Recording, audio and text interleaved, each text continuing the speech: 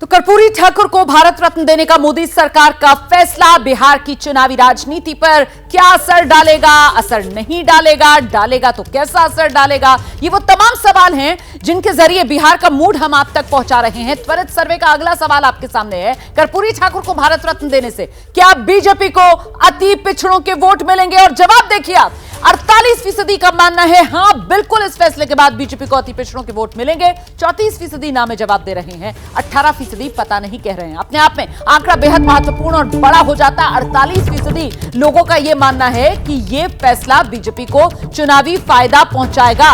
अति पिछड़े वोटर की गोलबंदी बीजेपी के पीछे हो सकती है। हम सीधे आपको लेकर चलते हैं ग्राउंड पर, हमारे सहयोगी लगातार बने हुए हैं। मतलब शशांक, बीजेपी की चुनावी राह आसान कर सकता है फैसला, सर्वे का आंकड़ा तो यही कह रहा है, लोग क्या कह रहे हैं?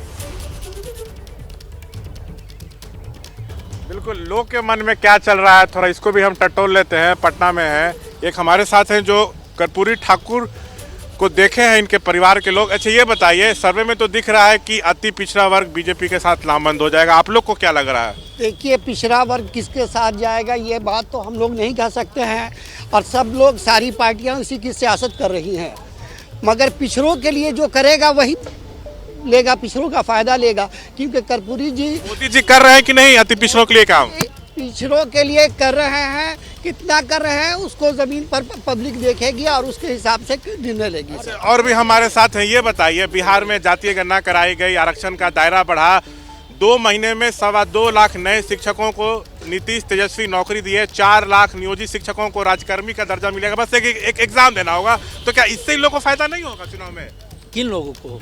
बिहार में महागठबंधन को? देखिए, महागठबंधन को फायदा होगा, लेकिन वो राज्य स्तरीय चुनाव होगा तब होगा, विधानसभा में। जी, विधानसभा में फायदा हो सकता है। ये जो कर्पूरी ठाकुर को भारत रत्न देने का फैसला किया गया, तो 40 सीटों पर क्या असर पड़ेगा? बिहार में 36% आबादी है अति पिछड़ा वर्ग की, और पिछड़ा वर्ग की 27, टोटल 63 हो रहा है। तो बीजेपी को क्या बम्पर बढ़त बिहार में मिलेगी? अदम निश्चित रूप से मिलेगी सर, क्योंकि ये भारत देश का बात है और देश का रखवाली जो अच्छा से कर रहा है उसके हाथों में ही सत्ता फिर से जाए। जी, मोदी जी बिहार में भी लीड लेंगे और फिर से देश में भी वापस आए। जी, अदम निश्चित रूप से। जी, बिहार में बीजेपी को बड़ा फायदा हो सकता है, लालू नीतीश को बड़ा नुकसान हो सकता है। पब्लिक से बात करें जो सुन के मुझे लग रहा है। बिल्कुल, ये जमीन से आवाजें आ रही हैं और जैसे जैसे आवाजें आ रही हैं हम दर्शकों तक पहुंचा रहे हैं, और इस बीच जल्दी से आगे बढ़ते हैं। त्वरित सर्वे का अगला सवाल आपके सामने अब रखते हैं, और अगला सवाल जो आपको दिखाने जा रहे हैं हम, लीजिए आपके सामने आप टेलीविजन स्क्रीन पर, कर्पूरी ठाकुर को भारत रत्न देने का फैसला क्या मोदी सरकार का मास्टर स्ट्रोक है? 58% कह रहे हैं हाँ ये मोदी सरकार का मास्टर स्ट्रोक है। नहीं कहने वाले 20% हैं, पता नहीं कहने वाले 22% हैं, लेकिन 58% आप जरा इमेजिन कीजिए, मतलब बहुमत से ज्यादा का आंकड़ा जो है वो ये मानकर चल रहा है कि कर्पूरी ठाकुर को भारत रत्न देने का फैसला मोदी सरकार का मास्टर स्ट्रोक है। इससे कहीं ना कहीं जो अति पिछड़ा वोटर है वो बीजेपी की तरफ आएगा। बीजेपी अति पिछड़ा वोटर को अपने पाले में लाने में कामयाब होगी। इसका असर न सिर्फ बिहार बल्कि देश भर में होगा। ये वो तमाम बातें हैं जो सर्वे के आंकड़ों से सामने निकलकर आ रही हैं। और इससे इतर एक और बात निधिश्री जिस पर बात करनी जरूरी हो जाती है वो ये कि इस मास्टर स्ट्रोक के जरिए कहीं ना कहीं नीतीश की भी एनडीए में वापसी की राह तैयार कर दी है मोदी सरकार ने।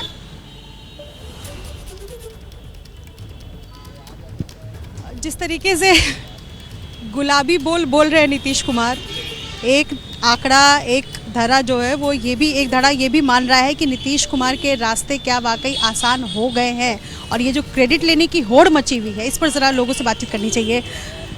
कैसे देखते हैं आप, क्या ये मास्टर स्ट्रोक है?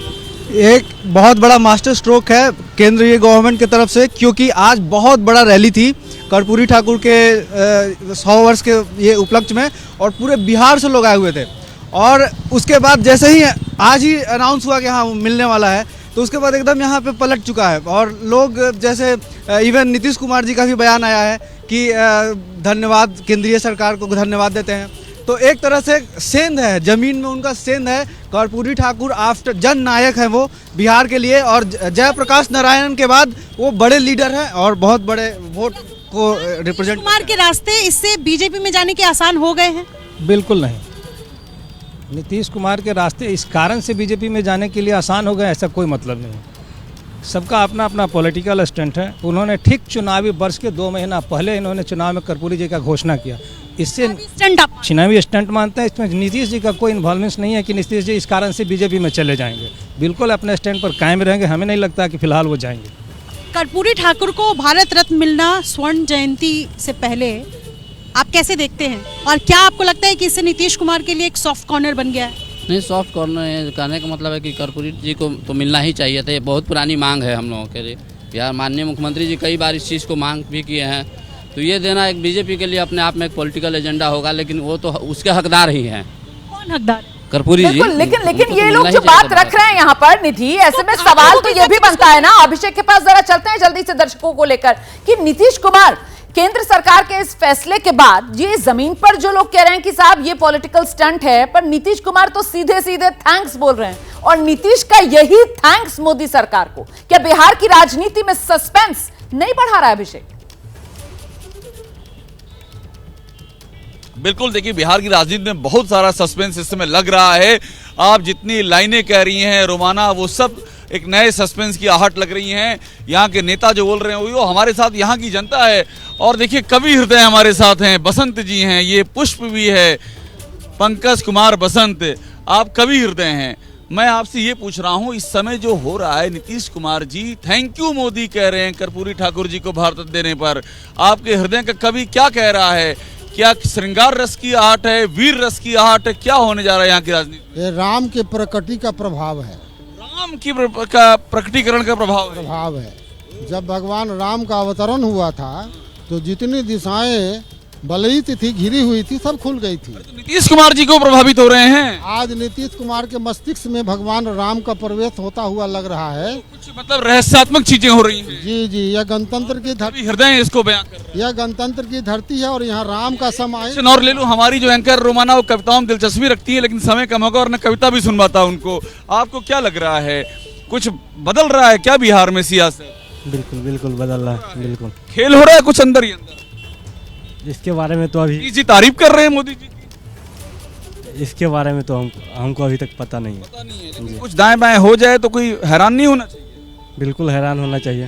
क्या कुछ दिन पहले ही सत्ता पलटी है और फिर से ऐसी बात हो तो हैरान होने की बात है ही। ये हो सकता है, आपको लगता है बिहार में कुछ भी हो सकता है। बिहार है, बहार है। अरे आप भी कवि हैं क्या? ये पहने? नहीं सर, आप होने वाले कवि हैं? नहीं। क्या लग रहा है आपको कि नीतीश जी और बीजेपी फिर तो नहीं एक साथ हो जाएंगे? नहीं, ऐसा तो लग नहीं रहा है अभी। तारीफ कर रहे हैं नीतीश जी मोदी जी की, थैंक यू मोदी। हाँ, तो करना ही चाहिए। हिल गया नीतीश कुमार जी हिल गए हैं। और नीतीश कुमार जी को लग रहा है कि वो जिस दिशा की ओर गए थे वहाँ अंधेरा है। ऐसा है क्या? हाँ, बिल्कुल ऐसा ही है। कह रहे तो नहीं लग रहा है, ये बोल दिए तो कह रहे लग रहा है। नहीं, सही बात। बिहार में सब चेंज हो जाता है 1 मिनट के अंदर? होता ही रहता है राजनीति। रोमाना, बस इसी का अफसोस है कि हमारे साथ कवि हैं और मैं कविता नहीं सुनवा पा रहा हूँ, क्योंकि मामला बड़ा इस समय पॉलिटिकल टाइप का है। लेकिन अगली बार जब हम मिलेंगे तो इस पर सियासत में भी कुछ लिखेंगे ना। यहाँ का जो राजनीति है ना, उसी को उद्वेलित करते हुए मैं इस राम के संदर्भित आपको 4 पंक्तियां सुनाता हूँ। आप 4 पंक्ति सुनिए एकदम जल्दी में।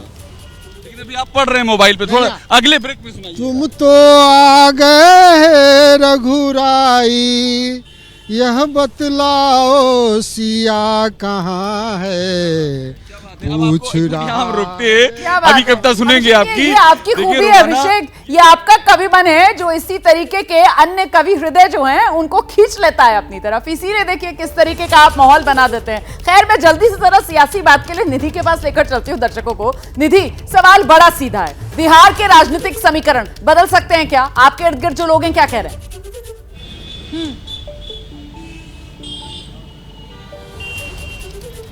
आप बताइए, ये जो राजनीति है बिहार की, ये किस ओर जा रही है? बिहार की राजनीति अभी कुछ कहा नहीं जा सकता है, क्योंकि दोनों नेक टू नेक फाइट है और महागठबंधन भी अच्छी खासी सीट यहाँ हासिल कर सकती है। अभी नीतीश कुमार जी पूर्णिया में राहुल गांधी से मिलने जा रहे हैं और इधर नरेंद्र मोदी को थैंक्स बोल रहे हैं, तो ये बीच का है। बिहार से ज़्यादा उम्मीद नहीं है। 20 सीट का मुझे लगता है कि इस तरह का कुछ बंटवारा हो सकता है। चलिए, बहुत बहुत शुक्रिया आप सभी का हमारे साथ जुड़े रहने के लिए, लोगों की राय दर्शकों तक पहुंचाने के लिए। तो कुल मिलाकर नीतीश कुमार ने जिस तरीके से कहा है मोदी सरकार को थैंक्स, उसी से बढ़ गया है बिहार की सियासत में सस्पेंस। जैसे ही घड़ी का काटा दोपहर 2:30 पे आए, बबीता जी का दिल सास बहू साजिश के लिए मचल जाए। और ये है इनकी बहू, पूरे दिन ऑफिस की टेंशन हो जाए गॉन जब ये करें अपना फेवरेट शो फ्री टाइम पे ऑन। इनकी तरह आप भी देखें अपना फेवरेट शो अपने टाइम पर और डाउनलोड कीजिए एबीपी लाइव ऐप अपने स्मार्ट टीवी पर।